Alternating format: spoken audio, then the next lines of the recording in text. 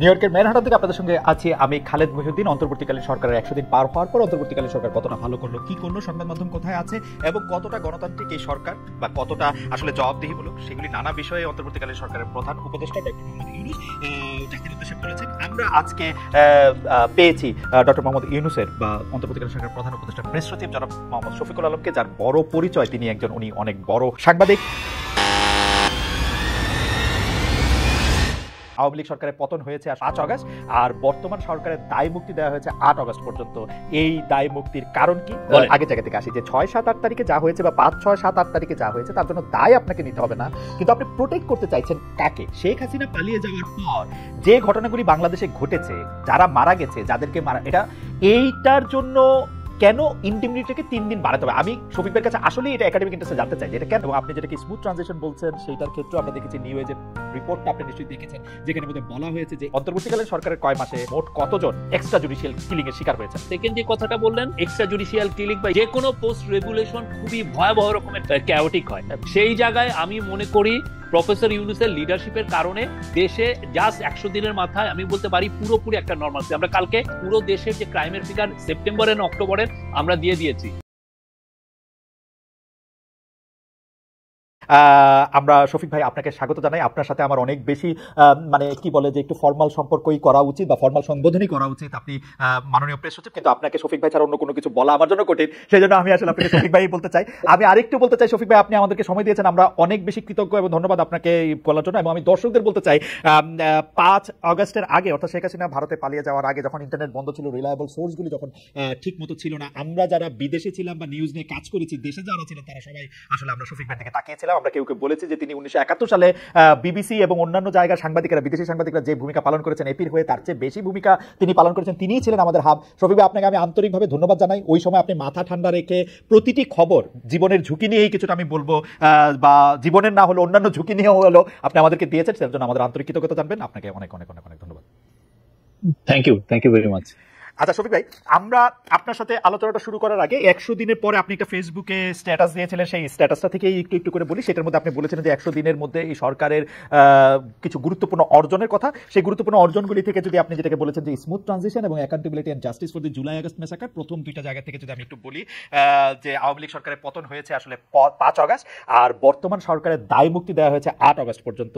এই দায় মুক্তির কারণ কি? এবং আপনি যেটাকে স্মুথ ট্রানজিশন বলছেন সেইটার ক্ষেত্রে আমরা দেখেছি নিউ এজের রিপোর্টটা আপনি নিশ্চয়ই দেখেছেন, যেখানে মধ্যে বলা হয়েছে যে এই কয় মাসে, অন্তর্বর্তীকালীন সরকারের কয় মাসে যে মোট কতজন আসলে এক্সট্রা জুডিশিয়াল কিলিং এর শিকার হয়েছেন। আপনি এই দুইটা বিষয় আমাদেরকে যদি একসাথে বলেন, তো তারপর আপনি এটাকে স্মুথ ট্রানজিশন বলবেন কিনা, এই এক্সট্রা জুডিশিয়াল কিলিং গুলির ক্ষেত্রে আপনারা এটা বলবেন কিনা, দায় মুক্তিটা 8 আগস্ট পর্যন্ত দেওয়া হয়েছে কেন? দায় মুক্তির বিষয়টা এই জন্য আসছে, সেটা হচ্ছে যে আপনি জানেন যে 5 তারিখে স্বৈরাচার হাসিনা চলে যান, তারপরে এই গভর্নমেন্টটা আসলে টেক ওভারটা করে হচ্ছে 8 তারিখ সন্ধ্যায়। তো ফলে এই যে 3 দিনের আগে আপনি তাহলে কি এই 3 দিনের যে ঘটনা ঘটলো, এবং আমরা সাসপেক্ট করি যে এই 3 দিনে অনেকে পালিয়ে গেছেন, তখন এই কাজটার তো আপনার দায়টা কি আমার উপরে আসে কিনা? আমি তো টেক ওভার করি নাই, তো আপনি আমাকে এই টেক ওভারের ইয়েটা দিবেন কিনা?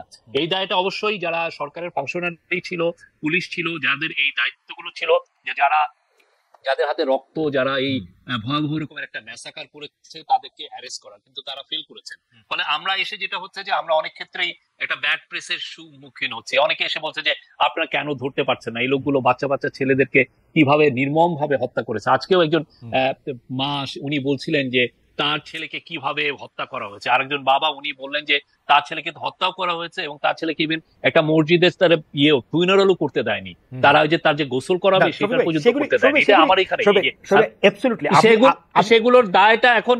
হ্যাঁ, তারপরে যে জিনিসটা, সেটা আপনি সেকেন্ড যে কথাটা বললেন যে এই এক্সট্রা জুডিশিয়াল কিলিং বা যে কোনো পোস্ট রেগুলেশন খুবই ভয়াবহ রকমের ক্যাওটিক হয়, সেই জায়গায় আমি মনে করি প্রফেসর ইউনূসের লিডারশিপের কারণে দেশে জাস্ট 100 দিনের মাথায় আমি বলতে পারি পুরোপুরি একটা নর্মালসি। আমরা কালকে ক্রাইমের ফিগার, পুরো দেশের যে ক্রাইমের ফিগার সেপ্টেম্বরের অক্টোবরের আমরা দিয়ে দিয়েছি।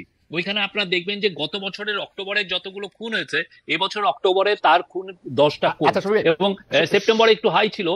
ওভারঅল আমরা মনে করি সিচুয়েশন হ্যাজ আসলে আমরা একটু একটু আগে জায়গা থেকে আসি যে 6-7-8 তারিখে যা হয়েছে বা 5-6-7-8 তারিখে যা হয়েছে তার জন্য দায় আপনাকে নিতে হবে না, কিন্তু আপনি প্রোটেক্ট করতে চাইছেন কাকে? শেখ হাসিনা পালিয়ে যাওয়ার পর যে ঘটনাগুলি বাংলাদেশে ঘটেছে, যারা মারা গেছে, যাদেরকে মারা, এইটার জন্য কেন ইন্ডিমনিটিটাকে 3 দিন বাড়াতে হবে? আমি শফিক ভাইয়ের কাছে আসলে এটা একাডেমিক ইন্টারেস্টে জানতে চাই যে এটা কেন, মানে কাকে?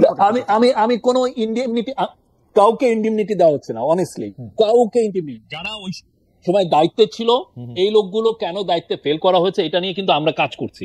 এটা নিয়ে জানা যাচ্ছে যে কেন এই লোকগুলো পালালো, কেন এই লোকগুলো পালাতে মানে আমরা ধরতে পারলাম না। শুধু পলায়ন না তো, ওই সময় হত্যাকাণ্ড হয়েছে, 5-6-7-8 মানুষজনকে মারা হয়েছে, লুট করা হয়েছে, অনেক কিছু করা হয়েছে। মানে এটা তো আমাদের দেখা দরকার যে কারা এটা করলো।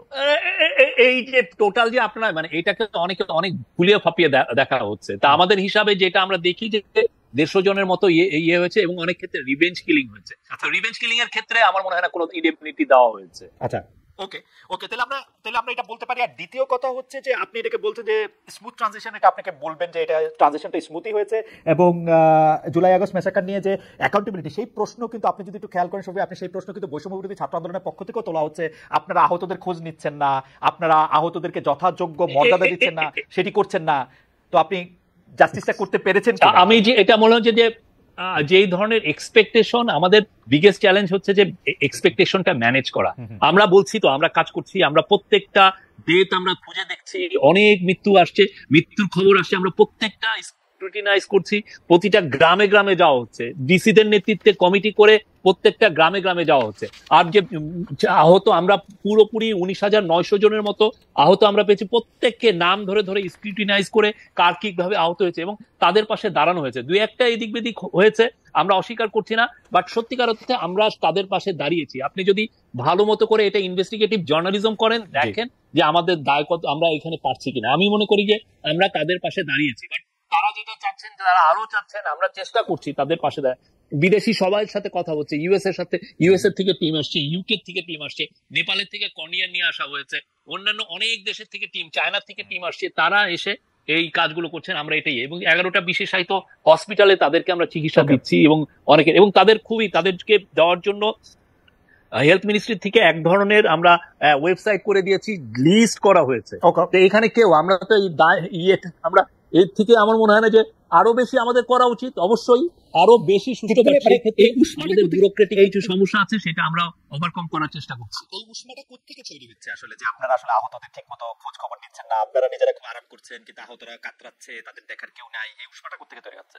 আমরা প্রথম কথা হচ্ছে আমরা কেউ আরাম করছি না। আমরা মনে করি এটা একটা গণ অভ্যুত্থানের ফসলের, এটা একটা গভর্নমেন্ট, এবং এই গভর্নমেন্টের পুরো হৃদয়ের মধ্যে আছে এই ছাত্র জনতার যে স্যাক্রিফাইস তারা করলো। তো আমরা প্রতিনিয়ত, আজকে একজন বাবা এবং মা যখন কথা বলছিলেন, আমাদের গা শিহরিত হচ্ছিল। আমরা তাদের প্রতি, আমি বলবো যে আমাদের মানে ডেডিকেশনের কোনো অভাব নাই আমাদের ইয়েতে, বাট আমাদের যেটা হচ্ছে যে এক ধরনের, আমি বলবো যে আমি যেই ব্যুরোক্রেসিকে পেয়েছি সেটা খুবই ইনএফিশিয়েন্ট, সেই ব্যুরোক্রেসি নিয়ে আমার সর্বোচ্চ গতিতে কাজ করতে হচ্ছে, এটা আমি বলতে পারি। বাট ওনারা যে উষ্মাটা প্রকাশ করছেন, আমরা মনে করি যে আমরা অবশ্যই, আমাদের যদি ভুলভ্রান্তি হয় আমাদেরকে ধরায় দেন, আমরা চেষ্টা করবো এটাকে আরো আমরা ওভারকাম করে কতটা আরো বেটার সার্ভিস দেওয়া যায়। আমরা যে কাজ করছি না, বা আমরা যে কাজ করায় গাফলতি করছি, আমি এটা মানবো না। শফিক ভাই, এটা আমি একটু মনে রাখলাম যে আপনি ব্যুরোক্রেসিকে ইনএফিশিয়েন্ট বলছেন, তারা এখন আরো বেশি করে আপনার সঙ্গে কাজ নাও করতে পারে, এই ঝুঁকি আপনি নিশ্চয়ই দেখছেন যে এটা তারা আপনাকে আসলে কতটুকু সহযোগিতা করছে, বা আপনার সরকারকে, সেটা নিশ্চয়ই আপনি দেখবেন। এটা নিয়ে আমরা কথা বলতে আসবো, কিন্তু যে বিষয়টা নিয়ে আসলে কথা বলা দরকার, আপনি নিশ্চয়ই জানেন, বা আপনি তো জানবেনই যে প্রাণ রক্ষার্থে সেনানিবাসে আশ্রয় নিয়েছিলেন 626 জন, এখন আছে 7 জন। আইএসপিআর এরকম একটা বক্তব্য ছিল, এই 626 জন এখন কোথায়, এটা সরকার জানে কিনা? আমাদের এই প্রশ্নটা আছে এই কারণে যে আসলে আপনারা পিক এন্ড চুজ করছেন কিনা, মানে কি কারণে জুনায়েদ আহমেদ পলককে জেলে যেতে হলো এবং হাসান মাহমুদ হচ্ছে এখন বেলজিয়ামে আছেন, মানে দুইজন একসাথেই আটকা পড়েছিলেন বা আটকা আছেন, এরকম কথা আমরা শুনেছিলাম, দেখে এই দুজনের নাম বললাম। কি কারণে যারা বাইরে যেতে পেরেছেন তারা কি কারণে যেতে পেরেছেন, যারা যেতে পারেন না তারা কি কারণে যেতে পারেন না? এটা কারণটা কি আসলে? এটার কারণ হচ্ছে যে ওই ইয়ের সাথে বড় একটা, আপনি জানেন, এই স্বৈরাচারের একটা বড় একটা ইনফ্রাস্ট্রাকচার সে রেখে গেছে। তাকে যে স্বৈরাচার বানাইছে তারা কারা? পুলিশের লোক, সিভিল ব্যুরোক্রেসির লোক, অনেকে তাকে এবং তারা তাদেরকে হেল্প করেছে। আমরা এসে যখন নিলাম 8 তারিখের পরে, আমাদের সর্বোচ্চ চেষ্টা ছিল কে কোথায় আছে, কাকে কিভাবে অ্যারেস্ট করা যায় সেটার জন্য। তো সেই ক্ষেত্রে যেটা হয়েছে যে আমাদের পুলিশকেও তো গুছানো হয়েছে। আপনার পুলিশের টপ লিডারশিপে কেউই অলমোস্ট ছিল না। তো আমি তো ওই কমান্ড স্ট্রাকচারটা প্রিপেয়ার করে যত দ্রুত আমার এগোনো যায় আমরা সেই কাজটা আমরা করেছি, এবং সেই অনুযায়ী অনেককেই অ্যারেস্ট করা হচ্ছে। তার মধ্যে 2-1 জন চলে গেছেন। আমরা মানে কি বলবো, আমরা চেষ্টা করেছি তাদেরকে কেননা তাদের সবার হাতে রক্ত, তাদেরকে অ্যারেস্ট করাটা আমাদের নৈতিক দায়িত্ব। আমরা সেই অনুযায়ী আর্মি কি কোনো চেষ্টা করছে? কারণ শফিক ভাই, আর্মি কি কোনো পিকেট করছে? কাউরে যাইতে দিছে, কাউরে আপনি করে রাইখা দিছে, কারোর আমাদের কাছে এরকম কোনো এভিডেন্স নাই। সরি, এরকম কোনো এভিডেন্স নাই। মানে যারা পালাইছে তারা, মানে আপনারা সবাইই ধরতে চাইছেন, কিন্তু কিছু হইলে পালাই গেছে, ব্যাপারটা কি এরকম? মানে মানে মানে হ্যাঁ, কিছু আপনারা তো, এবং আমাদের ধারণা এই পালানোটা ওরা 5 থেকে 8 তারিখের মধ্যেই পালিয়েছেন।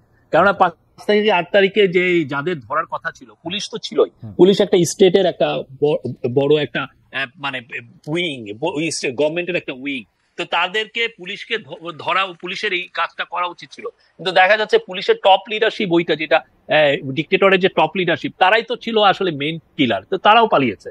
এই একটা অবস্থার মধ্যে আমরা এই লোকগুলোকে অনেক ক্ষেত্রে অ্যারেস্ট করতে পারি নাই। ওকে, আমি আবারও একটু অন্য প্রসঙ্গে আসবো, কিন্তু তার আগে আপনার প্রিয় বিষয় যেগুলি নিয়ে আপনি আসলে বহুদিন কাজ করেছেন, সেটা হচ্ছে অর্থনীতি। সেটা নিয়ে একটু আসি, যে আপনি সরকারে একটা দাবি করেছেন যে আপনারা রিজার্ভে হাত না দিয়ে বিদেশি ধারদানা পরিশোধ করেছেন। অর্থনৈতিক যে কাঠামো, সেটা মেজর ইকোনমিক রিকভারি, যেটা আপনি আপনার স্ট্যাটাসে বলছেন, বৃহত্তর অর্থনৈতিক পুনরুদ্ধার, এটাকে আমরা কিছুটা বাংলা করতে পারি। তো সেইটা কি আসলে, মানে সেটা আসলে কতটা ঠিক? মানে আমি কেন এই কথা বলতেছি, আমি সেপ্টেম্বরের 5 তারিখে বাংলাদেশ ব্যাংকের গভর্নরের কাছে জানতে চেয়েছিলাম যে আপনাদের কাছে এখন আসলে রিজার্ভ কত। তো উনি বলেছিলেন যে তার কাছে রিজার্ভ হচ্ছে $20 বিলিয়ন। তো সেই $20 বিলিয়ন থেকে আপনি এখন, যদি আমরা 12 নভেম্বর যে বিডি নিউজের যে প্রতিবেদন আমরা দেখি, যে আকুর দেনা পরিশোধের পর $18.19 বিলিয়ন রিজার্ভ এসছে। 87 দিনে রিজার্ভ কমেছে $2.29 বিলিয়ন, যেটা সেপ্টেম্বরের 5 থেকে আরেকটু সেটা ছিল। তো রিজার্ভে হাত না দিয়ে সেটা কমলো কিভাবে, সেটা একটা প্রশ্ন। আর আওয়ামী লীগের আমলে একদম ধ্বংস হয়ে গেছে অর্থনীতি, যেই গল্পটা আমরা শুনেছিলাম, সেটা $20 বিলিয়ন থাকলে সেটা ঠিক কিনা, সেটাও যদি একটু বলতেন। না, আওয়ামী লীগের আমলে ধ্বংস কি হয়েছে কি হয় না, এটা নিয়ে আমার মনে হয় মানে রিপোর্ট হয়েছে। কি হয়েছে এটা পুরো বাংলাদেশের মানুষ জানে। আমি এটা না, আমরা যেটাকে ইনহেরিট করেছি, এটা খুবই একটা ভঙ্গুর ইকোনমি। ওরা টাকা ছাপে, মানে ওরা মানুষজনকে হ্যাপি করতে যে টাকা ছাপিয়েছিল 60,000 কোটি টাকা। পুরো জিনিসটা আপনাকে ইনফ্লেশনকে এটা আরো ট্রিগার করেছে। আমরা এসে যেই ইয়ে পেয়েছি, সেটা দেখা যাচ্ছে যে রিজার্ভ ইজ ডিপ্লিটিং। আর আমাদের যেটা হয়েছে যে আমাদের এসেই আপনি ম্যাসিভ আকারে, আমার আজকে কাতার গ্যাস বলতেছে যে আমার $1 বিলিয়ন দিতে হবে, কালকে আদানি বলতেছে যে আমার 900 মিলিয়ন, তারা $900 মিলিয়ন ঋণ রেখে গেছে।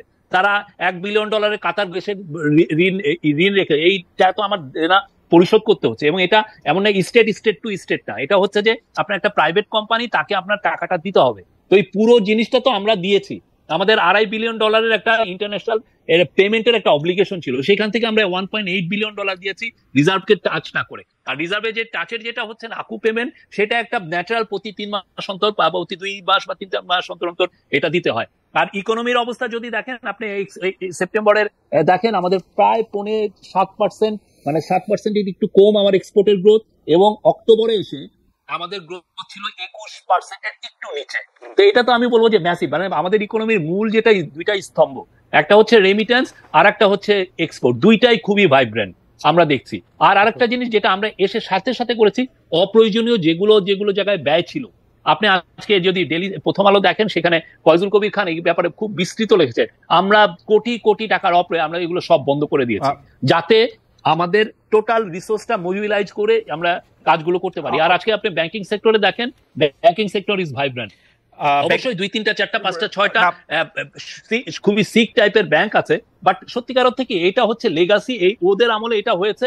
আর প্রতি ইকোনমিতে 1-2টা ব্যাংক এভাবে মারা যায়, এটা এমন কিছু না। ওভারঅল ব্যাংকিং সেক্টরের health is vibrant, I would say robust. আমি দুইটা প্রশ্ন আপনাকে করে রাখি, কারণ হচ্ছে এখন থেকে মানে আরো 6 মাস পরে হয়তো আপনার সাথে যদি কথা বলার কোনো সুযোগ পাই, তাহলে আপনাকে আমি আবার জানতে চাইবো যে আপনি বলছেন যে শুধু ব্যাংকিং সেক্টরে অল্প 2-1টা হিকাপ ছাড়া অর্থনীতিকে আপনারা পুনরুদ্ধার করেছেন এবং অর্থনীতি এখন তার নিজের গতিতে চলছে। আমি প্রশ্নটি করে রাখতে চাই যে এই ব্যবসা বাণিজ্যের বিনিয়োগ এবং রপ্তানি বাণিজ্যের যে জায়গাতে ধাক্কা খেয়েছিল গত সরকারের সময়, সেটি পুনরুদ্ধার করে এই 6 মাসে আসলে কতটুক কি হয় এবং কতটা আসলে আমরা বিনিয়োগ আকৃষ্ট করে রপ্তানিটাও ঠিক রাখতে পারি, মানে অর্থনীতির যে সূচকগুলি সেগুলি কি থাকে, সেটি নিশ্চয়ই আমরা একটা দেখে নিব। আপনার কাছে মনে হচ্ছে যে এই বছর অর্থনীতির সূচক তার আগের মতো ধারায় থাকবে না, এটি আবার ইতিবাচক ধারায় ফিরবে, তাই তো? না, আমি কোয়াইট কনফিডেন্ট এটা আরো ইতিবাচক ধারায় থাকবে। এবং আপনি একটা খুব ভালো জিনিস সবাই যেটা প্রেস করেছে, যে প্রফেসর ইউনূস একটা ভালো ইকোনমিক টিম উনি অ্যাসেম্বল করেছেন। আপনি জানেন আহসান মনসুর, যিনি সেন্ট্রাল ব্যাংকের গভর্নর, উনি IMF এ অনেক বছর ছিলেন, IMF এর পুরো মিডল ইস্টটা উনি দেখতেন। তারপরে সালেউদ্দিন আহমেদ, যিনি আমাদের ফিনান্স অ্যাডভাইজার, উনি খুব রেসপেক্টেড একজন সেন্ট্রাল ব্যাংকার, তার একদম পুরো বাংলাদেশের ব্যুরোক্রেসি জানেন, আবার উনি এট দ্য সেম টাইম উনি সেন্ট্রাল ব্যাংকিংটাও জানেন। আর লুৎফর সিদ্দিকী আপনি জানেন এলসি তে উনি বোর্ড অফ গভর্নরে ছিলেন, এনইউএস এ পড়িয়েছেন, বড় ইনভেস্টমেন্ট ব্যাংকে খুব বড় বড় ইনভেস্টমেন্টে কাজ করেছেন। আর আশিক চৌধুরী একদম ইয়াং একটা লোক, উনি এইচএসবিসি তে ছিলেন সিঙ্গাপুরে, খুবই একজন লুক্রেটিভ জব ছেড়ে এসে জাতির মানে ন্যাশনাল কলে উনি এসছেন। আমি মনে করি এটা ফ্যান্টাস্টিক টিম। আশিক চৌধুরী 1 মাসে 200টার বেশি সিইও এর সাথে কথা বলেছেন এবং আমরা কোয়াইট কনফিডেন্ট যে এই ইকোনমি ঘুরে তো দাঁড়িয়েছে, সামনে আরো দেখবেন যে আমাদের এইটা আরো আগাবে। কিছু কিছু লোকালাইজ এটার মূল কারণ হচ্ছে এই যে যারা যারা গার্মেন্টস ফ্যাক্টরি ওনার ছিলেন এই লোকগুলো অনেকে পালিয়ে গেছে, যারা আওয়ামী লীগের সাথে লিঙ্ক। আমি নিশ্চয়ই আশা করবো কিন্তু আইভি লিগে পড়া, খুব ভালো কর্পোরেটে ভালো করা, রাষ্ট্রে ভালো করবেন, এই ফর্মুলাটা আসলে কতটা ঠিক সেটা আমি দেখতেও চাই। কারণ এই ঘটনাটি আসলে সবাই আলোচিত হয়ে মানে সবাই আলোচনা করছে, অনেকে আলোচনা করছে, কেউ আলোচনা করছে, আপনারা করছেন কিনা জানি না। সেটা হচ্ছে কিশোরগঞ্জের করিমগঞ্জে হৃদয় রবি দাসের নামের এক তরুণকে, আমি ডয়চে ভেলের খবর পড়ছি, ডয়চে ভেলে বাংলার খবর, কিশোরগঞ্জের করিমগঞ্জে হৃদয় রবি দাস নামে এক তরুণকে প্রথমে আটক করে পেটানো হয় বলে অভিযোগ, তারপর নিয়ে যাওয়া হয় সেনাবাহিনীর ক্যাম্পে, সেখান থেকে শুক্রবার দিবাগত গভীর রাতে হাসপাতালে নেয়ার পর তার মৃত্যু হয়। সোমবার বিকাল পর্যন্ত থানায় কোনো মামলা হয় নাই। আপনি এটাতে আরেকটু কিছু বলবেন কিনা? হৃদয় রবি দাসকে আমরা শুনেছি আমাদের যে কোনো এক্সট্রা জুডিশিয়াল কিলিং কে আমরা কন্ডেম করি, আমরা যে কোনো এক্সট্রা জুডিশিয়াল কিলিং কে আমরা ইনভেস্টিগেট করছি। আমরা আমাদের কোনো হাইড অ্যান্ড সিকের কোনো এজেন্ডা নাই, আমরা এগুলো পুরো জিনিসগুলো ইনভেস্টিগেট হবে। আপনাকে এইটুকু অন্তত বলতে পারি। ইনভেস্টিগেট হবে কেমন জানি, মানে শফিক ভাই আপনি তো ওই পারে ছিলেন, মানে ইনভেস্টিগেট হবে কেমন জানি শেখ হাসিনার প্রেস সেকশনের ভাষায়, যে আমরা সবকিছুকে খতিয়ে দেখছি, ইনভেস্টিগেট করা হবে, কমিশন করা হবে। ওনারা অনেক এই কথা বলতে কিছু করেন নাই। ওনারা 3000 ওনাদের পুরো আমলে 3000 এক্সট্রা জুডিশিয়াল কিলিং হয়েছে, 3500 লোক হয়েছে। তারপরে কত লোককে উনি একদম এই যে এই ইয়েতেই দেখেন না 1500 মতো ছেলে মেরে তারা খুন করেছে। তা আমাদের সাথে এটা তুলনা করতে এসেন না, আমরা প্রত্যেকটা জিনিস আমরা ইনভেস্টিগেট করছি। আমাদের এখানে কোনো ইয়ে নেই, কারণ আমরা এখানে আসি নাই কোনো পলিটিক্যাল এজেন্ডা আমাদের নাই, আমরা পলিটিক্যাল পার্টির ইয়ে না, আমরা আসছি ন্যাশনাল রিবিল্ডিং এর তাগিদে। আমরা আসছি বিকজ আমাদের পুরো ওয়ালগুলোতে রাষ্ট্র নির্মাণ করতে হবে, এই এই লেখাগুলো খুব সুস্পষ্ট ভাবে আমাদের ছেলেমেয়েরা লিখে দিয়েছে, সেই তাগিদে আমাদের এখানে আসে। পলিটিক্যাল এজেন্ডা নাই সেটা বলছেন, কিন্তু আপনার অন্তর্বর্তী সরকারের 100 দিন পূর্তির পর যে ডক্টর মোহাম্মদ ইউনূস অন্তর্বর্তী সরকারের প্রধান উপদেষ্টা ভাষণে নির্বাচনে কোনো রূপরেখা না থাকায় বিএনপির মহাসচিব মির্জা ফখরুল ইসলাম আলমগীর স্পষ্ট হতাশা জানিয়েছেন। তিনি বলেছেন নির্বাচিত সরকার কেন দরকার, তার যৌক্তিকতা তুলে ধরতে গিয়ে মির্জা ফখরুল বারবার বলেছেন নির্বাচিত সরকারের পেছনে জনগণের সমর্থন থাকবে, এই বিষয়টা অবশ্যই চিন্তা করতে হবে। আপনারা চিন্তা করছেন কিনা? আমি উনি যে মতামত, আমি ওটা নিয়ে বেশি কিছু বলবো না। আমি এটা বলবো যে আমাদের যে ম্যান্ডেট, গণঅভ্যুত্থানের ম্যান্ডেট হচ্ছে যে আমাদের রাষ্ট্রটা নির্মাণ করতে হবে, সেই আলোকে এই কমিশনগুলো করে দেওয়া। আর এই কমিশনগুলোর রিপোর্টগুলো দিবে 31শে ডিসেম্বরের মধ্যে।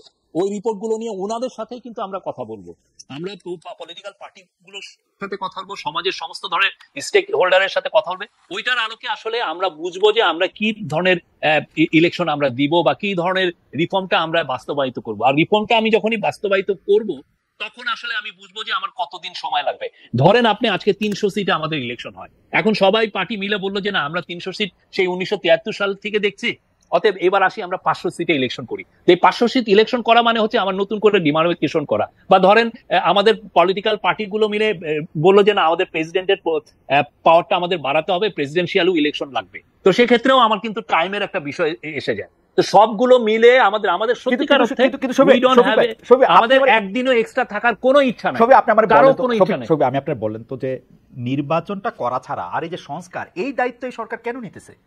মানে এই বিকজ এটা আমাদের ম্যান্ডেট, আমাদের গণঅভ্যুত্থানের ম্যান্ডেট এই একটাই, কি সেটা যে আমাদের শুধুমাত্র যে নির্বাচনের কথা আসছে তা না, এরা আসছে এই জন্য যে বিকজ আমাদের পিছনের ইতিহাসটা খুব খারাপ। আমাদের পলিটিক্যাল পার্টিগুলো যেই ধরনের রিফর্মের কথা বলতো, কিছুই তো রিফর্ম অনেক ক্ষেত্রে না করে রিফর্ম রোল ব্যাক করেছে। ফলে যেটা হয়েছে যে আমাদের যারা বিপ্লব করলো, যারা গণঅভ্যুত্থানে ছিল, তারা আশাহত হয়েছেন পলিটিক্যাল পার্টিগুলোর কাছে। তার দাঁড়িয়ে তারা আবার ফিউচারেও তারা চিটেড হতে চান না, তারা এমন একটা পলিটিক্যাল সেটেলমেন্ট করতে চান, রাজনৈতিক বন্দোবস্ত করতে চান যেখানে পলিটিক্যাল পার্টিগুলো অন্তত তাদের যে ধরেন যে কাজগুলো পিছনে করেছে এটা যাতে না করে। শফিক ভাই আপনি যা বলতেছেন সেইটা আমি যদি মানে আপনারা বুঝে থাকি, তাহলে ব্যাপারটা হচ্ছে বাংলাদেশের বেশিরভাগ মানুষের মনোনয়ন নিয়ে যারা আসবে তারা এটা বুঝতে পারে না বা তারা এটা করবে না। সেই জন্য আপনারা যারা বিপ্লব করেছেন, গণ অভ্যুত্থান করেছেন, যাদের দায়িত্ব ছিল বা যারা নিজেদের দায়িত্ব নিজেরা এরকম দিয়েছে যে শেখ হাসিনাকে হটানো দরকার, তারা এই দায়িত্ব নিজেদের আবারও দিচ্ছে যে তারা সংস্কার করবে, মানে কোনো গণতান্ত্রিক পলিটিক্যাল পার্টি না। এবং দ্বিতীয় প্রশ্ন হচ্ছে, আপনারা সংস্কার করলেন, যে গণতান্ত্রিক পলিটিক্যাল পার্টি এটা করবে না আপনারা বলছেন, তারা যদি না করে তারা কি এটা রাখবে? তারা না রাখলে আবার তারা আমাদের ছেলেমেয়েরা তো জেগে উঠেছে, আমাদের রেভলিউশনারি বিপ্লবীরা তো তারা আবার ফেস করবে, প্রোটেস্ট ফেস করবে। এটা তো গণতন্ত্র হইতেছে না। আপনি যাদেরকে তারা এটা কেন গণতন্ত্র? না, এটা গণতন্ত্র হইতেছে না। তো ধরেন যে এখন বিএনপি বা আওয়ামী লীগ এখন বিএনপি এখন ক্ষমতায় আসবে, এখন বিএনপি ক্ষমতায় আসবে, আপনারা বিএনপি কে ট্রাস্ট করতেছেন না যে বিএনপি প্রয়োজনীয় সংস্কারগুলি করবে। আপনারা মনে করছেন এই সংস্কার আপনাদেরই করে যেতে হবে, নাহলে বিএনপি আর করবে না। না, সেই ধরনের একটা ট্রাস্ট ডেফিসিট তো সমাজে তৈরি হয়েছে। এটা তো একটা অমূলক একটা বিষয় না। এই ট্রাস্ট ডেফিসিট তো আমাদের পিছনে। আপনারা 1991 সালে আপনি 90-এর এরশাদকে আমরা আউস্ট করার পরে, এরশাদকে সরিয়ে দেওয়ার পরে যেই পলিটিক্যাল বন্দোবস্ত হলো, সেটা তো আমাদের 100 বছর চলে যাওয়ার কথা, কিন্তু আমরা তো সেটা হলো না। আমরা এই জায়গাটায় কেন আসলাম, কেন আমার এই স্বৈরাচার একটা তৈরি হলো? এটা কারণ আমাদের একটা পলিটিক্যাল ফেলিউর ছিল।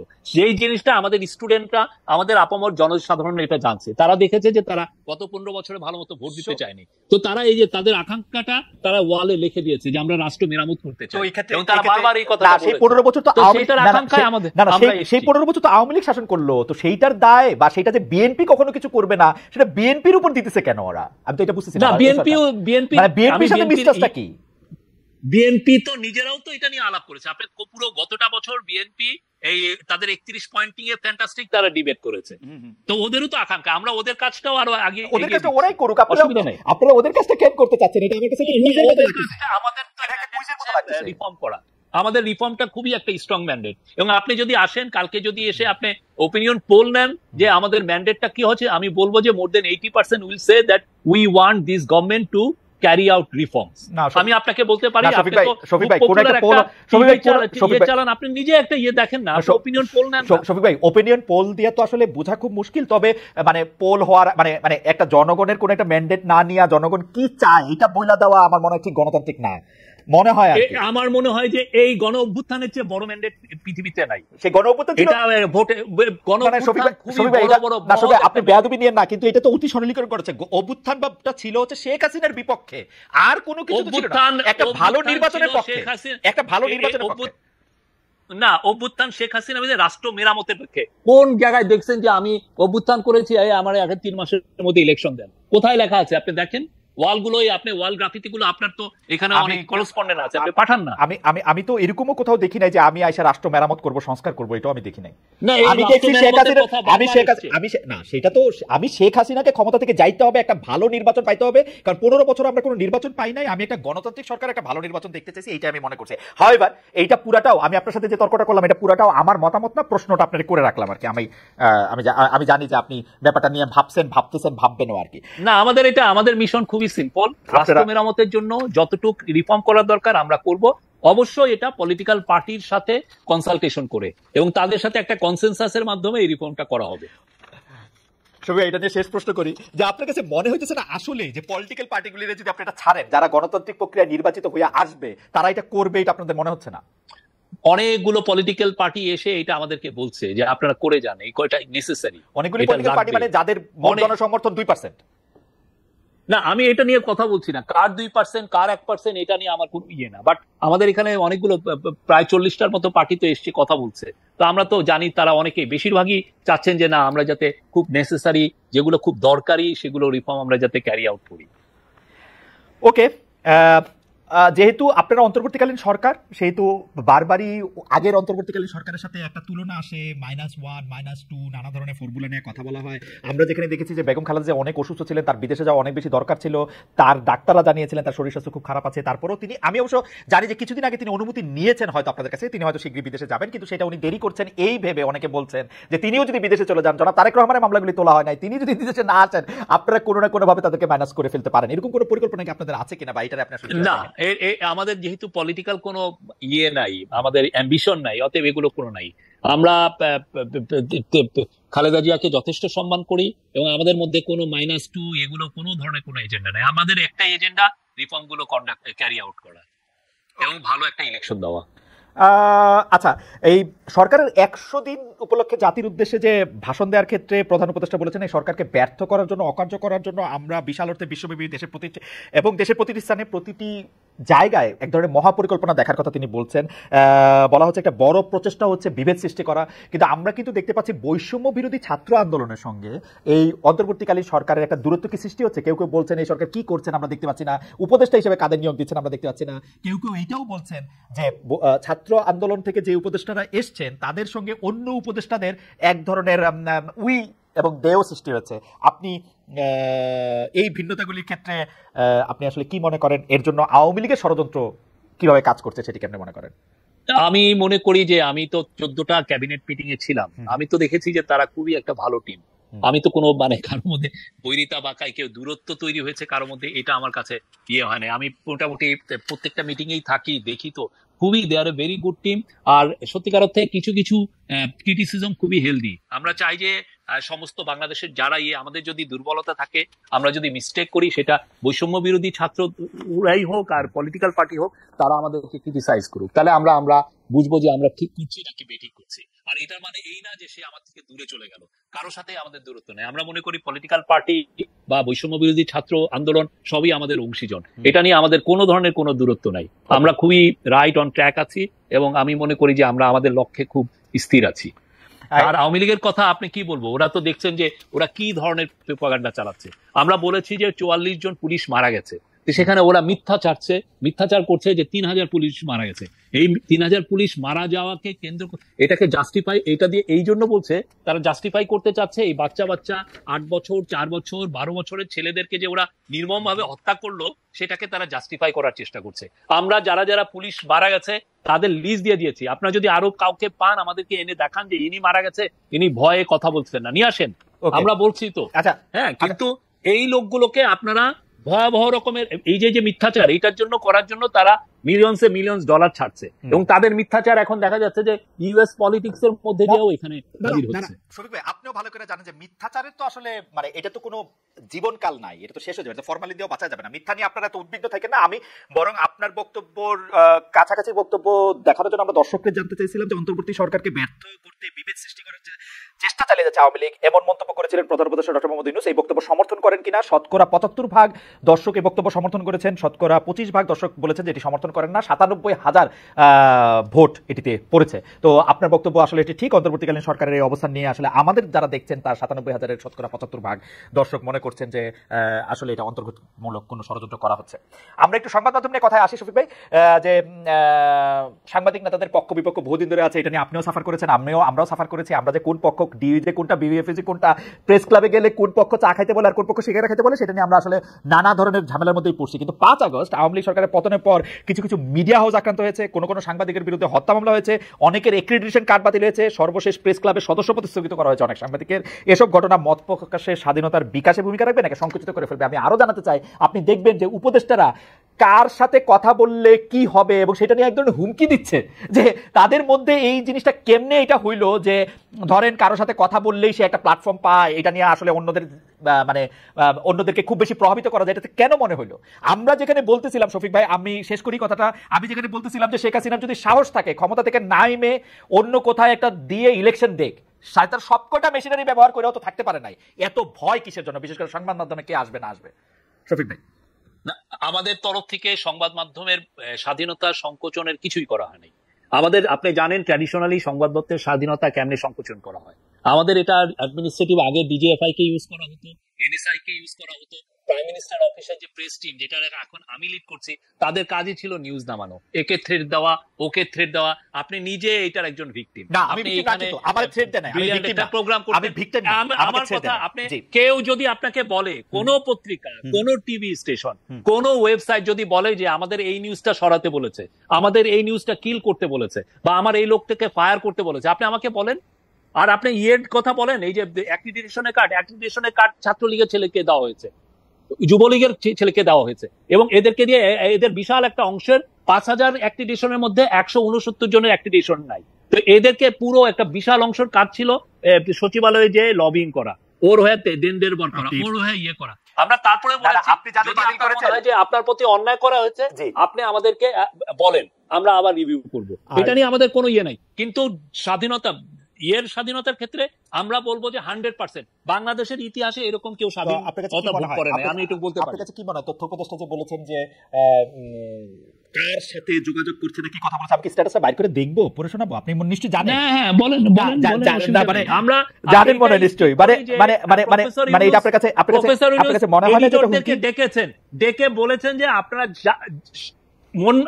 মন খুলে লেখেন, আমাদেরকে ক্রিটিসাইজ করেন। আমরা ক্ষমতায় থাকলে এক ধরনের অন্ধত্ব থাকে, আমরা অনেক কিছু দেখতে পারি না, আপনারা লিখলে আমাদের চোখ খুলে, আমরা ওইটা দিয়ে দেখতে চাই। কিন্তু এইটা বলেন না যে আমরা আপনার ইয়েটাকে আমরা কমাচ্ছি, আপনার স্বাধীনতাকে কমাচ্ছি, কোন ধরনের না। নট এ সিঙ্গেল ইনস্ট্যান্স আপনি পাবেন কোন টিভি স্টেশনে। আগে এমনও হতো যে একজন আমি এটা আপনার ইয়েতেই শুনেছি যে আপনার এখানে একজন এসে খুব জ্বালাময়ী বক্তৃতা দিয়ে গেছে, আপনি যখন আজকের বাংলাদেশ না ইয়ে করতেন ইন্ডিপেন্ডেন্ট টিভি, উনি যেই নিচে নামছেন আপনাদের ওই টিভির নিচে, তখন তাকে লোক এসে ধরে নিয়ে। না শফিক ভাই, আমি বলতেছি না যে এগুলি হয় নাই, কিন্তু সেটি আজকের বাংলাদেশে বক্তব্য দেওয়ার কারণে হয়েছে তা না। পুলিশ তাকে খুঁজতেই ছিল, তারপর তাকে গ্রেফতার করছে। আমি সেটার কথা বলতে চাই না। আমরা তো অন্তর্বর্তীকালীন সরকারের কাছ থেকে এইটা চাই না যে অন্তর্বর্তীকালীন সরকার সংবাদ মাধ্যমে একটা ব্যক্তি আসলে, যেমন আমি খোলাখুলি বলি, ছাত্রলীগের সভাপতি সাদ্দাম হোসেন আসলে এই উপদেষ্টাদের বা বৈষম্য বিরোধী ছাত্র আন্দোলনের এদের কেন মনে হইলো যে উনি আইসা এমন একটা প্ল্যাটফর্ম পাবেন যেটাতে তিনি এমন কিছু কথা বলতে পারেন যেটা হলো যে পৃথিবী উল্টা যেতে পারে? না, আপনি ছাত্রলীগকে তো ব্যান করা হয়েছে, এটা আউটলড। আপনি কি হিজবুত তাহরির তো একটা ব্যান্ড অর্গানাইজ, তার আপনি ওদের চিফকে কি আপনি ইন্টারভিউ নিবেন? অবশ্য আপনি বিদেশে থাকেন। না না, আমি বাংলাদেশ আইন মানতে চাই। আমি বিদেশে থাকলে আমি এটা করতে চাই না, করতে পারতাম। আমি কিন্তু বাংলাদেশ আইন মানতে চাই। আমি গত 15 বছরে তারেক রহমানের কে সাক্ষাৎকার নিয়েছি? আমি গত 5 বছর, আমি শফিক ভাই অন এয়ার বলি, আমি গত 5 বছর এমন কোন স্টোন নাই যেটা আনটার্ন করতে বাকি রাখছি জনাব তারেক রহমানের সাক্ষাৎকার নেওয়ার জন্য। আমি এখানে ওপেনলি বলি, আমি ওপেনলি বলি 2 ঘন্টা 40 মিনিট তিনি আমার সাথে কথা বলেছেন, টেলিভিশন ক্যামেরার সামনে কথা বলতে চান নাই। আমি আপনাকে বলি, আমি একমাত্র ওনাকে এই ইলেকশনের আগে আমি ওনার সাক্ষাৎকার নিয়েছি, তাও সাক্ষাৎকারটা নিয়ে আমি লন্ডন ডেডলাইন দিয়েছি যাতে আমার উপরে ঝামেলা না হয়। না কিন্তু একমাত্র আমি না, কিন্তু শফিক ভাই, আমি কিন্তু ওনাকে চেষ্টা করেছি 5 বছর। আমি এটা বলি, এই উদাহরণ যখন দেওয়া হয়, হাতে রক্ত, এই উদাহরণ যখন দেওয়া হয়, হাতে রক্ত, ছাত্রলীগের একটা লিডারকে আপনার ইয়ে দেওয়া মানে হচ্ছে তাকে প্ল্যাটফর্মিং দেওয়া। আমি মানলাম শফিক ভাই, না আমার চয়েসে আমি আমার চয়েসটা দেখাইছি যে আমার চয়েসটা আমার কাছে কিরকম। যখন আমার কাছে মনে হয়েছে যে কোনো ভিকটিম যদি মনে করে তার প্ল্যাটফর্ম দেওয়া, তখন এটা আসলে সকল আইনেই আটকায়। এটা যেমন বাংলাদেশ আইনে আটকায়, এটা আমেরিকান আইনেও আটকায়। কারণ একটা ভিকটিম যখন ট্রমাটাইজড হইতে পারে এরকম একটা লোকের কথায়, সেইটার যখন ব্যাপার আছে, তখন এটা বাংলাদেশ আইনেও আটকায়, এই আইনেও আটকায়। আমি যেটা বলতে চাইতেছি, স্পষ্টত উনাদের মনে হয়েছে যে এই রকম কেউ আসলে সে একটা কথা বলতে পারবে, যেই কথায় সে আমাকে কনভিন্স করতে পারবে, বাংলাদেশের মানুষকে কনভিন্স করতে পারবে, সেটা আপনাদেরও মনে হয়েছে। এইটা কি ঠিক কিনা? আসলে আপনার এই ভয়টা অমূলক। না, কনভিন্সের বিষয় না, এটা কনভিন্সের বিষয় না, এটা হচ্ছে আপনার একটা মানে আপনি এই মোরাল চয়েসটা করবেন কিনা, সেটা হলো আপনার বিষয়। হ্যাঁ, আপনি কি মানে এই বড় আপনি কি আনসারুল্লাহ বাংলা টিমের সাধারণ সম্পাদককে ডেকে আপনি কি ইন্টারভিউ করবেন? সাংবাদিকদের জন্য তো যে কোনো সময় যে কোনো ইন্টারভিউই আসলে, এটা যদি আইনের বাধা না থাকতো, আমি মোরালি মনে করি না যে এই ইন্টারভিউ নেওয়াটা, আমি মোরালি মনে বলি, মোরালি আমি মনে করি না যে ইন্টারভিউটা নিলে আমি আমার মোরালের দিক দিয়ে এথিক্স দিয়ে, যেটা আপনি সংবাদ সম্মেলনে বলেছেন, আমি মনে করি না যে এটা আবার কোনো মোরাল কোনো কিছু আছে। আমি মনে করি যে ইন্টারভিউটা, কিন্তু আইনের ব্যাপারটা, আমি আইনের প্রতি শ্রদ্ধাশীল বাংলাদেশেও আমেরিকাতেও, এইটা আমি আই গট ইট। কিন্তু আপনাদের মনে হইতেছে কিনা একটু বেশি, এবং অ্যাক্রেডিটেশন ক্রেডিট কার্ড বাতিলের কথা আপনি যাদের কথা বললেন, তাদের ব্যাপারটা কি আসলে এটা ঠিক? মানে যাদেরকে বাতিল করা হয়েছে তারা যদি মনে করে যে তারা জেনুইনলি অ্যাফেক্টেড, তারা আমাদের কাছে লিখতে পারে, তারা আমাদেরকে বলতে পারে যে আমার কেসটা রিভিউ করেন। অবশ্যই আমরা রিভিউ করবো, আমি কথা দিলাম আমরা রিভিউ করবো, অসুবিধা নাই। কিন্তু তাদেরকে এটা ইয়ে হবে, কিন্তু আমরা যেগুলো দেখেছি সেটার আলোকে আমাদের কথা। আর একটা জিনিস মনে রাখবেন, অ্যাক্রিডিটেশন কার্ডকে স্ক্র্যাপ করা মানে আপনি জার্নালিজম করতে আমরা মারা করছি তা না। আমার অনেক দিন অ্যাক্রিডিটেশন কার্ড রিনিউ হয় নাই, আমার জার্নালিজম আটকায় থাকে না, কারণ অ্যাক্রিডিটেশন কার্ডের মাধ্যমে শুধুমাত্র সেক্রেটারিয়েটে আপনার ঢোকার একটা ফ্যাসিলিটি হয়, এছাড়া আর কিছু হয় না অ্যাক্রিডিটেশন কার্ডে। শফিক, আমার তো অ্যাক্রিডিটেশন কার্ডটা কবে ছিল, কবে এটার মেয়াদ গেছে, সেটা আমার মনেও নাই, সেটা আমার মনেও নাই। কিন্তু এইটারে এত গুরুত্বপূর্ণ আপনিই বা কেন মনে করলেন যে ধরেন এটা একটা স্টেটমেন্ট দেওয়ার জন্য যে আমরা আপনাদের অ্যাক্রিডিটেশন কার্ড বাতিল করে দিচ্ছি, এটা কি এরকম? You wanted to make a point. না, আমরা দেখেছি যে এই অ্যাক্রিডিটেশন কার্ডে অনেকে ছাত্রলীগ, যুবলীগ, ইভেন আওয়ামী লীগের লোকজন বা তৎকালীন পতিত স্বৈরাচারের মিনিস্টারের ব্রেন টেন, এদেরকেও দেওয়া হয়েছে। তো তো এটা তো অবশ্যই আমাদের রিভিউ করাটা তো দরকার, ঠিক না? আর এটা নিয়ে আমরা আবার বলছি, আমরা এটা নিয়ে একটা রুলও হবে, এটা নিয়ে আমরা একটা পারলে আইন করব যে কিভাবে একটা যাতে একটা রুলস এন্ড রেগুলেশনের মাধ্যমে এগুলো দেওয়া হয়। ওকে, শফিক ভাই, বৈষম্য বিরোধী ছাত্র আন্দোলনের সমন্বয়কদের অনুরোধে মানে একরকম জোর করেই, যেটা আসলে ডক্টর ইউনূস বলেছেন, প্রধান উপদেষ্টা হয়েছেন ডক্টর ইউনূস এরকম বলেছেন, যারা জীবন দিয়েছে, যারা রক্ত দিয়েছে, তাদের ডাক আমি ফিরিয়ে দিতে পারি নাই, যারা এই সুপ্রিম স্যাক্রিফাইস করছে তাদের ডাক আমরা ফিরিয়ে দিতে পারি নাই। সেই সমন্বয়করা মধ্যে থেকে তিনজন সরকারেও আছেন, বৈষম্য বিরোধী ছাত্ররাই আবার বিভিন্ন দাবি দেওয়া মাঠে নামছেন। এইটা আপনারা কি বলবেন? এবং তারা বলছেন যে তারা কখনো রাষ্ট্রপতির পদত্যাগ চাইছেন, কখনো হাইকোর্ট ঘেরাও করছেন, কখনো উপদেষ্টা কাদের নিয়োগ দেওয়া হবে তারা বলছেন, কখনো জাতীয় পার্টির কেন্দ্রীয় কার্যালয়ে অভিযান করছেন এইটারে, এবং বলা হচ্ছে যে তারা এক ধরনের সরকারের সাথে এক ধরনের মুখোমুখি একটা অবস্থান আসলে মেনে নিচ্ছেন। এইটা আপনারা কিভাবে দেখছেন বা কি করছেন? না, আমি তো দেখছি যে আমাদের সাথে তাদের আমি একটু আগেও বলেছি, বৈষম্য বিরোধী ছাত্র আন্দোলন যারা করেছেন বা যারা পলিটিক্যাল পার্টি, কারণ পলিটিক্যাল পার্টিগুলো বিএনপি বলেন, জামাত বলেন বা অন্যান্য অনেক পার্টি বলেন, তারাও কিন্তু আন্দোলনে ছিল, তো সবাই আমাদের অংশীজন, আমরা এইগুলো নিয়ে নাই। কিন্তু তাদের সাথে যে আমাদের দূরত্ব হয়েছে আমি তো এটা কোনো দেখছি না।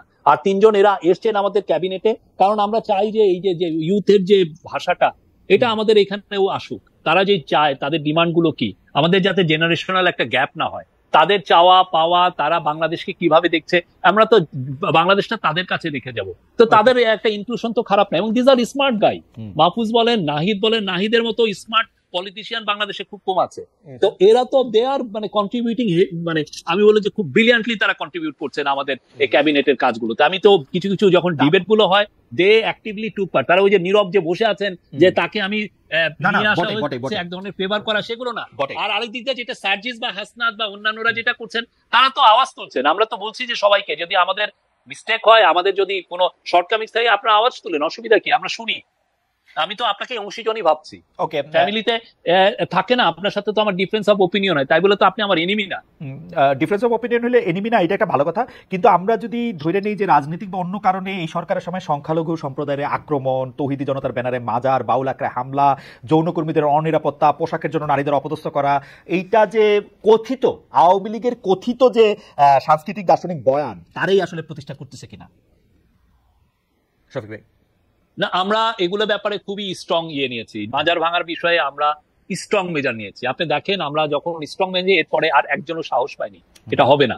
তারপরে আপনি যে ছেলেটার এগেনস্টে আসলো, যে সে কক্সবাজারে একটা ইয়েদেরকে, একটা মেয়েকে বোধহয় সে প্রহার করেছে বা এটা তাকে বাজে কথা বলেছে, তাকে ওই দিন কক্সবাজারে 510 মিলিমিটার বৃষ্টি হয়েছে, ওর মধ্যে তাকে অ্যারেস্ট করা হয়েছে। যেন এগুলোর ব্যাপারে কোনো ছাড় নাই।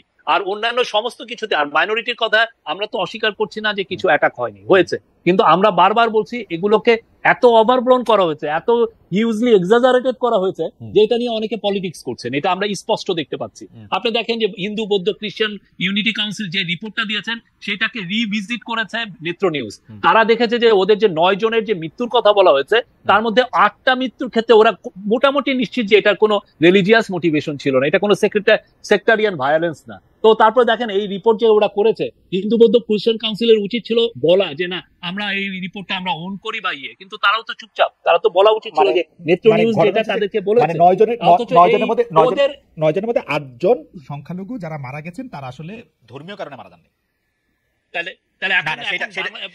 এইটা তো আপনি যদি এটাকে, অথচ এটা দেখেন, আমার মনে হয় একটা মৃত্যুর কারণ আমরা করোনার সময় দেখেছি, আমরা 11 মিলিয়ন বার এটাকে, ওদের রিপোর্টটা 11 মিলিয়ন বার সাইটেড হয়েছে। শফিক ভাই, ডু ইউ নো মানে কি পরিমাণ মিস ইনফরমেশন এটা আমার কাছে মনে হয় যে মিস ইনফরমেশনের পাশাপাশি আপনাদের একটু দেখাও দরকার এরকম ঘটনা ঘটছে কিনা। এবং আমি মনে করি যে করোনার সময় বাংলাদেশেই যারা মারা গেছে তাদের অনেকের মধ্যে করোনায় মৃত্যু হয়েছে এটা বলে এটা করা হয়েছে, এবং এই সময়ের মধ্যে কোনো একটা সংখ্যালঘু সম্প্রদায়ের কেউ মারা গেলেই এটাকে পলিটিক্যাল কিলিং বলা যাবে কি যাবে না, সেটাও আসলে একটু দেখা দরকার, নাকি পলিটিক্যাল কিলিং হয়েছে। কারণ একটা মৃত্যু, শফিক ভাই আপনি জানেন, আপনি মাঠে সাংবাদিক ছিলেন, যে একটা মৃত্যুকে আসলে নানাভাবে, রাশামন সিনেমার মতো নানাভাবে ব্যাখ্যা করা যায়।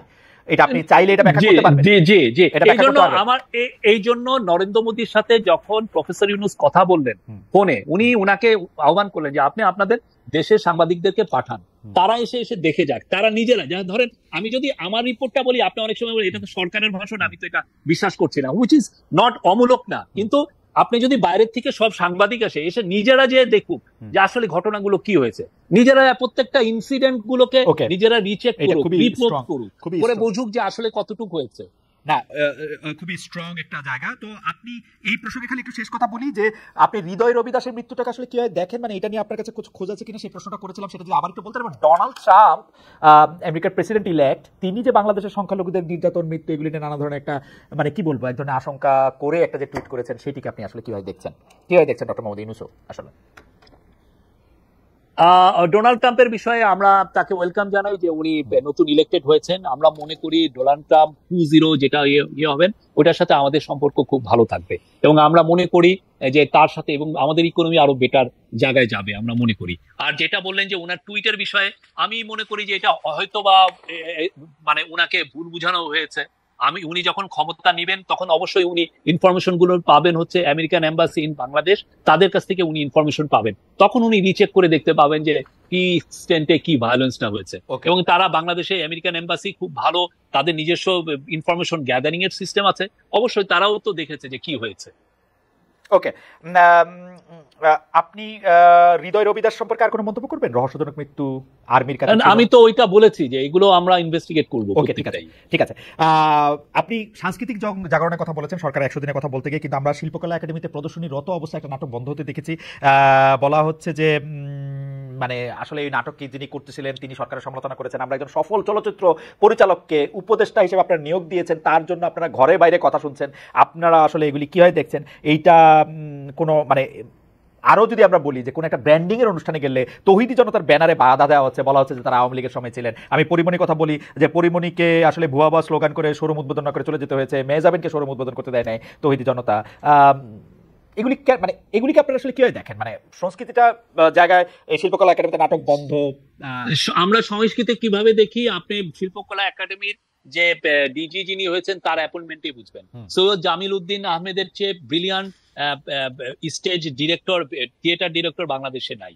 আপনি এটা জানেন, তার সর্বজন গ্রাহ্যতা আছে। আর যে ইনসিডেন্ট হয়েছে সেটা নিয়ে তো আমরা অলরেডি বলেছি, আমরা স্টেটমেন্ট দিয়েছি। হ্যাঁ, এবং জামিল ভাই খুবই ব্রিলিয়ান্টলি এটা হ্যান্ডেল করেছেন। আমরা সবাইকে মনে করি, সবাই আমাদের কালচারাল সবাইকে আমরা ধারণ করি। আমরা চাই যে বাংলাদেশের নাটক আরো উত্তর আরো নতুন হাইট স্কেল আপ করুক, আমরা এটা চাই। বাংলাদেশের সিনেমা জগতে আরো ব্রিলিয়ান্ট সিনেমা হোক, আমাদের এখান থেকে যেন অস্কার পায়। আর যিনি এসছেন তার বিষয়ে দুই একজন মন্তব্য করেছেন, এটা হতেই পারে, কেউ না কেউ তাকে না অপছন্দ নাও করতে পারে, but Mostofa Sarwar Farooki is a brilliant filmmaker. উনি বাংলাদেশের কালচার খুব ব্রিলিয়ান্টলি বুঝেন। শফিক ভাই, আজ থেকে 5 বছর পরে সাংবাদিকতার কোনো ছাত্র যখন নিউজ পেপারের কোনো শিরোনাম দেখতে গিয়ে দেখবে যে শিল্পকলা একটি নাটক প্রদর্শিত হওয়া অবস্থায় বন্ধ করে দেওয়া হয়েছে, শিল্পকলার ডিজি মঞ্চে দাঁড়িয়ে বলেছেন আর নাটক চলবে না, মানে এর কাছাকাছি জিনিস তো আমরা টিনের তলোয়ার, মানে 1970 সালে উৎপল দত্তের ওই নাটকেও আমরা দেখি নাই। ইংরেজরাও তো নাটক বন্ধ করে দেওয়ার জন্য হুমকি দিয়েছিল, তার জন্য তাকে জেলে ধরে নিয়ে যেতেছিল। নাটক তো এমনি প্রদর্শনিত অবস্থায় বন্ধ, মানে কি প্রদর্শনী অবস্থায় বন্ধ করা হয়েছে তাদের সিকিউরিটি চিন্তা করে। এবং আমরা তো এটা, যারা এই যে প্রোটেস্টটা করেছে তাদের এই প্রোটেস্টটাকে আমরা কন্ডেম করেছি। আপনারা এইভাবে তো ডিসরাপ্ট করতে পারেন না। আপনার যদি কারো ব্যক্তির উপরে যদি আপনার অভিযোগ থাকে, আপনি অভিযোগ পুলিশে দেন, আপনি প্রেস কনফারেন্সে বলেন যে এই লোকগুলো এই কাজ করেছে, কিন্তু আপনি এসে নাটকটাকে ডিসরাপ্ট করবেন। এবং জামিল ভাই যেভাবে এটাকে দিয়েছেন, এটাকে সমাধান এনেছেন, ফ্যান্টাস্টিক। আমি মনে করি উনি খুব ওয়াইজলি ডিসিশন নিয়েছেন। মানে পুলিশ ডেকে নিরাপত্তা দেওয়ার থেকে নাটক বন্ধ করে দেওয়া হয়। তারপরে দেখেন না, আবার তো পুরো তো এরপরে আপনি 5 বছর পরে ওরা দেখবে যে বাংলাদেশের একটা সাংস্কৃতিক পুনর্জাগরণ হয়েছে, যেখানে সবাই খুব ভালো ভালো ইয়ে করছেন, খুব ব্রিলিয়ান্ট নাটক হচ্ছে, ব্রিলিয়ান্ট সিনেমা হচ্ছে। বাংলাদেশ খুবই একটা ফ্যান্টাস্টিক জায়গা কালচারালি, এবং আমি মনে করি সামনে আরো ভালো জায়গায় যাবে। আর শোরুম উদ্বোধন করতে যাওয়া বা মানে পাবলিকলি আসার ক্ষেত্রে নায়িকাদের ক্ষেত্রে তৌহিদি জনতার বাধা, ওইটা কিরকম? দু একটা আইসোলেটেড ইনসিডেন্টকে দিয়ে কি আপনি পুরো একটা সমগ্রটা বিচার করছেন? কারণ আইসোলেটেড ইনসিডেন্টই তো আসলে সমগ্রটাকে বিচার, তাই তো করতে হবে। আর কেমনে করবো? পুরো ইনসিডেন্ট হয়ে যাওয়ার পরে করবো? মানে 500টা ঘটনা হওয়ার পরে বলবো 500টা ঘটনা ঘটছে, একটা ঘটনা দিয়ে বলতে পারবো না 500টা ঘটনা আশঙ্কার কথা? না, একটা ঘটনা দিয়ে আপনি এটা মাঝে মধ্যে এগুলো স্ট্যাটিস্টিক্যাল বিলিভ বলে, আপনি স্ট্যাটিস্টিক্যাল বিলিভ দিয়ে আপনি পুরো ইয়ে করে। আমি তো দেখছি যে সবাই ব্রিলিয়ান্টলি হচ্ছে, 5টা শুরু করতে গেছে 2টায় বাধা দেওয়া হয়েছে, তার মানে 40% বাধা পড়ছে। ব্যাপারটা কিরকম? না, এটা কোনো ইয়েই না। আপনি দেখেন না, আমরা তো বলছি যে, আর আমাদের কারো প্রতি কোনো ইসলামিস্ট কোন গ্রুপের কে আমরা প্যান্ডারিং করি না। আমরা এসছি একটা মহৎ দায়িত্বে, রাষ্ট্র বিনির্মাণে, যে গণ অভ্যুত্থান হলো তাদের ইয়েকে আমরা ধারণ করে আমরা এই কাজে আছি, তাদের স্পিরিটটাকে ধারণ করে। আপনি গতকালই এক সংবাদ সম্মেলনে শফিক ভাই নিজেই স্পষ্ট করেছেন জুলাই আগস্টের হত্যাকাণ্ড নিয়ে কোনো ঢালাও মামলা আপনি পছন্দ করছেন না। মামলার আরো একটি দিক হচ্ছে হত্যার বিচারের জন্য মামলা হয়েছে এমন নিহত কাউকে কাউকে খুঁজেও পাওয়া যাচ্ছে, এই বিষয়টা নিয়ে কিছু বলবেন কিনা? আপনি কালকে স্পষ্ট করেছেন না, যে আমরা আপনারা আমাদের পুলিশের কাছে এটা বলা হয়েছে যে যদি কারোকে হয়রানিমূলক মামলা করা হয়, আপনারা প্রত্যেকটা মামলা তাড়াতাড়ি আপনারা এগুলো ইনভেস্টিগেট করেন। আপনারা দেখেন যে কার কার এগেন্সে যাদের নাম এসছে তাদের এগেন্সে এভিডেন্স গুলো আছে কিনা। এভিডেন্স গুলো না হলে তাদের নামটা ফেলে দেওয়া হোক, এটা পুলিশকে সেই সেপ্টেম্বর মাসে এটা বলা হচ্ছে। ওকে, আপনি একটু পলিটিক্যাল অ্যানালিস্ট হিসেবে দেখবেন কিনা যে আওয়ামী লীগ সরকারের পতন আন্দোলনে কিন্তু সবাই আমরা একসঙ্গে ছিলাম, মানে বামপন্থী, মানে পলিটিক্যাল পার্টিগুলির কথা আমরা বলতেছি আর কি, যে আমরা তো ছিলামই পলিটিক্যাল পার্টিগুলি, বামপন্থী, বিএনপি, এমনকি বাম ধারার বুদ্ধিজীবী যারা আছেন তারাও অনেক ক্ষেত্রে সরাসরি আন্দোলনে অংশ নিয়েছেন, পুলিশের বুকের সামনে দাঁড়িয়েছেন, অনেক কিছু করেছেন। কিন্তু এখন তারা অন্তর্বর্তীকালীন সরকারের সমালোচনাই শুরু করেছেন, কিছু ক্ষেত্রে বিরোধিতা করছেন।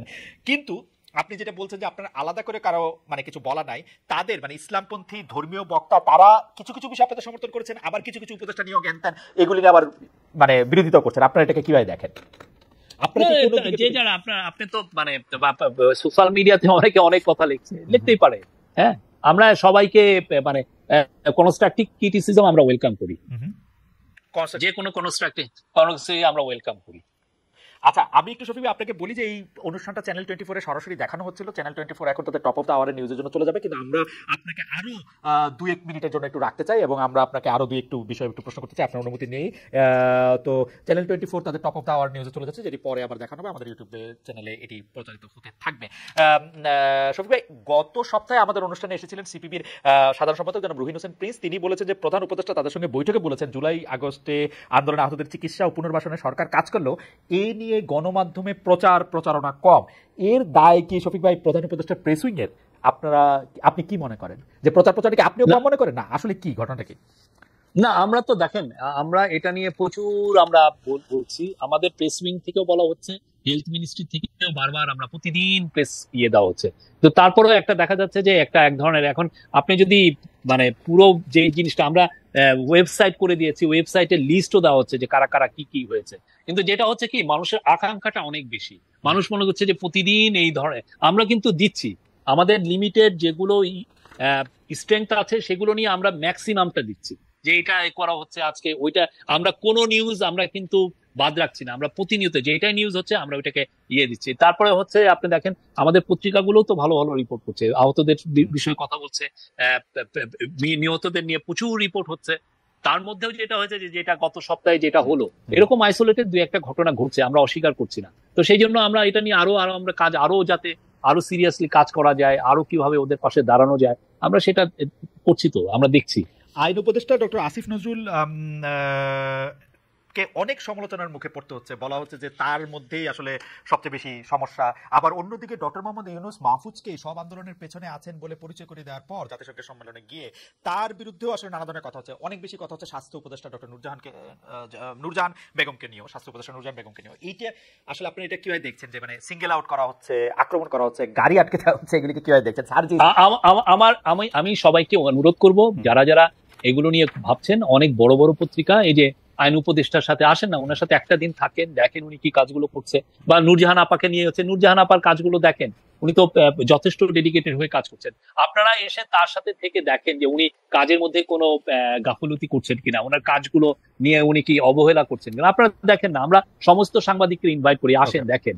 এটা নিয়ে আমাদের কোনো নাই, লুকোছাপা নাই, আমাদের এটার নিয়ে কোনো ধরনের কোনো নাই। আমরা মনে করি যে এটা আমাদের নৈতিক দায়িত্ব, এই যারা যারা আহত হলো, যারা যারা মারা গেল, তাদের ফ্যামিলির পাশে, তাদের পাশে দাঁড়ানোটা, এটা হলো আমাদের সবচাইতে বড় কাজ। সেই কাজটা আমরা চেষ্টা করছি সবচেয়ে ভালোভাবে করার। শফিক ভাই, এইটা খেয়াল করেছেন কিনা যে এই সরকারের আমলে যত বিচারক নিয়োগ দেওয়া হয়েছে উচ্চ আদালতে, আবার নিম্ন আদালতের গুরুত্বপূর্ণ জায়গায় যেসব বিচারকদের বসানো আছে, আপনি কি খেয়াল করেছেন যে এটা ওভার কম্পেনসেট করতে গিয়ে বিএনপি বা জামায়াতের খুব গুরুত্বপূর্ণ বা খুব মানে কি বলবো খুব নিবিড় ভাবে সম্পর্কযুক্ত লোকদেরই আসলে নিয়োগ দেওয়া হয়েছে কিনা, নাকি ঠিকই আছে ভালো লোকদের নিয়োগ দেওয়া? আমি এই পুরো 1-to-1 আমি বলতে পারবো না, বাট আমরা মনে করি যে আমরা যারা কম্পিটেন্ট তাদেরকেই নেওয়া হচ্ছে, সেটা আমাদের দৃঢ় বিশ্বাস।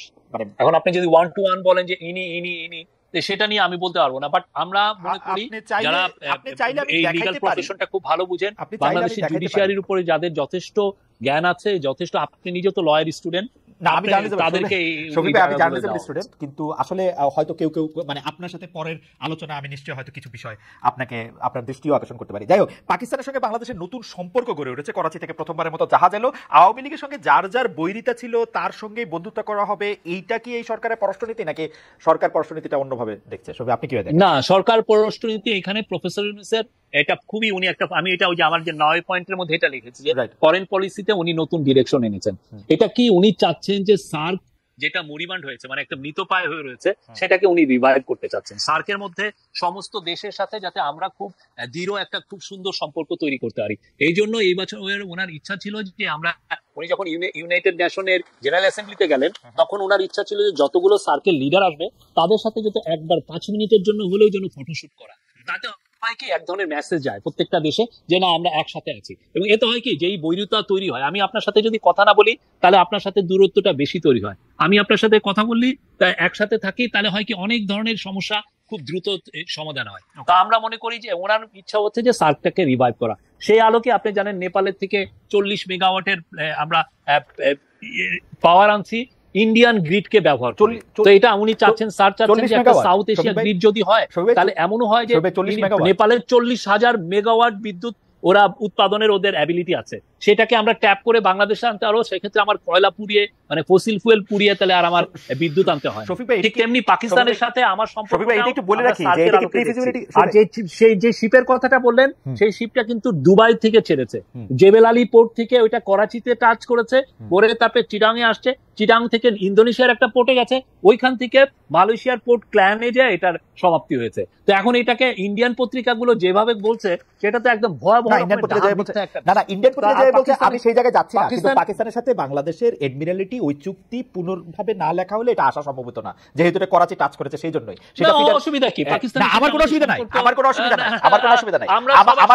আমার খুবই সুবিধা লাগে, আমার কাছে খুবই সুবিধা লাগে দেশের সাথে আমরা ভালো আমার খুব সুবিধা লাগে, কারণ হচ্ছে শেখ হাসিনাও তো ইমরান খানকে ফোন করেছিলেন, এক ধরনের কমিউনিকেশন ইনিশিয়েট করেছিলেন, সেটা হয়তো তিনি জারি রাখতে পারেন নাই, নানা ধরনের দুর্বলতা তার ছিল, সেটা আমার কোনো অসুবিধা নাই, আমার কাছে সেটা সুবিধাই মনে হয়। কিন্তু আমি যেটা জানতে চাইছিলাম যে মানে আওয়ামী লীগ যেগুলি করতে পারে নাই সেগুলি করার ব্যাপারে আপনার দায়িত্ব নেওয়া করছেন, নাকি সেগুলি এটা মানে অর্থনৈতিক? না, এটা ধরেন আপনি পাকিস্তানের আপনি জানেন ইয়ার্ন খুব ওরা ব্রিলিয়ান্ট, ওদের ইয়ার্নে ওদের একটা কম্পিটিটিভ অ্যাডভান্টেজ আছে। আমি যেখান থেকে পণ্য আনলে আমি মিনিমাম সুবিধা পাবো আমি সেই জায়গায় যাবো। আমার ওই বৈরি আমি রেখে আমার লাভ নেই, আমার ইকোনমি তাতে হয়। আমার এই যে পেঁয়াজ, আমি দেখছি যে ইন্ডিয়ার থেকে পেঁয়াজ আনলে আমার পাকিস্তানে এই বছর পেঁয়াজ ভালো হয়েছে, আমি যদি পাকিস্তানেতে কম দামে পেঁয়াজ আনতে পারি, হোয়াই নট, আমি নিয়ে আসি। তা আমি এই যে আরেকটা দেশকে আমি ইয়েতে রেখে আমি ট্রেডের ক্ষেত্রে we want to be good friends of everyone. ওকে, শেষ প্রশ্ন, আপনি আপনার জায়গা থেকে যে নেপাল থেকে যে আপনি বিদ্যুৎ আনতে করতে বলছেন, সেটাতে আসলে করিডোর হিসেবে ভারতের মাটি ব্যবহার করতে হবে, সে ব্যাপারে আপনাদের কথা হয়েছে কিনা ভারতের সঙ্গে? সে ব্যাপারে আমরা স্যার বারবার বলছেন যে উনি চান একটা সাউথ এশিয়া গ্রিড হোক। সাউথ এশিয়া গ্রিড হলে যেটা হবে যে নেপাল ভুটান, আপনি জানেন ওদের যে নদীগুলোতে হাইড্রো ইলেকট্রিসিটি হওয়ার একদম পারফেক্ট জায়গা, এবং নেপাল একটা এস্টিমেট করে দিয়েছে ওরা 40,000 মেগাওয়াট বিদ্যুৎ ওরা উৎপাদন করতে পারে, কিন্তু 40,000 মেগাওয়াট ওরা বিদ্যুৎ উৎপাদন করলে ওদের তো ওই মার্কেটটা নাই, এত বিদ্যুৎ ওদের লাগে। তো আবার যেটা বিদ্যুৎ ওরা বাইরে বিক্রি, আমরা খুবই ইচ্ছুক আমরা নিতে, ওরাও বিক্রি করতে চায়। আমাদের যেটা করতে হবে, নেপালের সাথে আমাদের একটা দূরত্ব হচ্ছে 40 মাইলের মতো, সেই জায়গাটা ইন্ডিয়ান গ্রিডটা, এবং আমরা ইন্ডিয়ার সাথে এই ব্যাপারে কনফিডেন্স করলে সেটা ইন্ডিয়া কিনবে না কেন? শফিক ভাই, নেপাল বিদ্যুৎ উৎপাদন করলে সেটা ইন্ডিয়া কিনবে না কেন? ইন্ডিয়া তো আরো বেশি এনার্জি। না, ইন্ডিয়াও কিনছে, আমরা তো ওয়েলকাম করি, এই জন্যই সাউথ এশিয়া গ্রিডের কথা। যে ইচ্ছা কিনুক, অসুবিধা নাই, আমিও কিনি, তুমিও কিনো, সবাই একটা গ্রিড ব্যবহার করে। এটা ইউরোপে আছে না, ইউরোপিয়ান ইউনিয়ন ভুক্ত দেশে আছে না। আমরা শফিক ভাই আপনাকে অনেক ধন্যবাদ দিতে চাই। 1 ঘন্টার কথা বলে আপনাকে আরো 2 মিনিট আমরা একটু বেশি রাখলাম, সেই জন্য কিন্তু আপনার সাথে সকল বিষয়ে কথা বলে একটা আসলে আমরা দর্শকরাও নিশ্চয়ই অনেক বিষয় জবাব পেয়েছেন, আপনি খোলাখুলি উত্তর দিয়েছেন এবং এক ধরনের দিক নির্দেশের মতো হয়েছে, এবং আপনি অনেকক্ষণ আমাদের সঙ্গে ছিলেন। সবাই আপনাদের কৃতজ্ঞতা এবং ধন্যবাদ জানাবেন। দর্শক, নিশ্চয়ই বৃহস্পতিবার আপনাদের সঙ্গে দেখা হবে। Thank you. সেই পর্যন্ত আপনাদের সবাইকে অনেক অনেক শুভেচ্ছা এবং ধন্যবাদ।